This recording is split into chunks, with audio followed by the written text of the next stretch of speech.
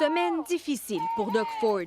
Après des semaines passées à défendre l'arrivée des bulldozers dans la ceinture de verdure, le premier ministre a finalement fait marche arrière en annulant tous les changements dans la ceinture de verdure. I'm very, very sorry.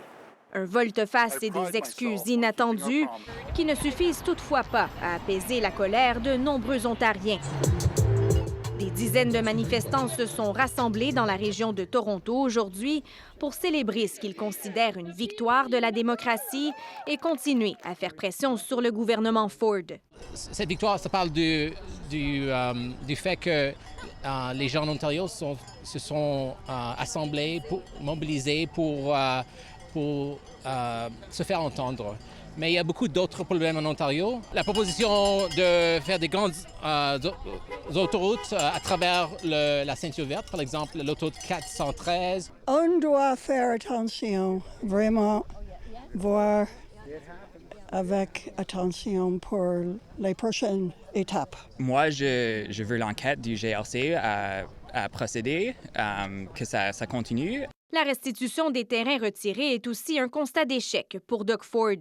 Depuis le début de l'affaire, son gouvernement a perdu 3 ministres et procédé à 2 remaniements ministériels. Il y a peut-être au sein, de la psychologie de M. Ford, d'un côté, la volonté de ne pas admettre une erreur, mais de l'autre, une volonté de plaire aux gens.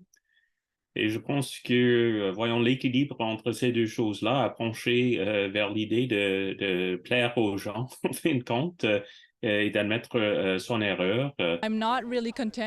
Les excuses de Doug Ford ne suffisent pas, dit cette députée néo-démocrate. Selon elle, les Ontariens ont le droit d'en savoir plus sur les jeux de coulisses de la province. Les partis d'opposition, eux, ne démordent pas. Ils disent qu'on a fait pour le moment qu'effleurer le scandale.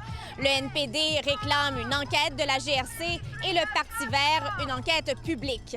Ici Andréane Williams, Radio-Canada, Richmond Hill.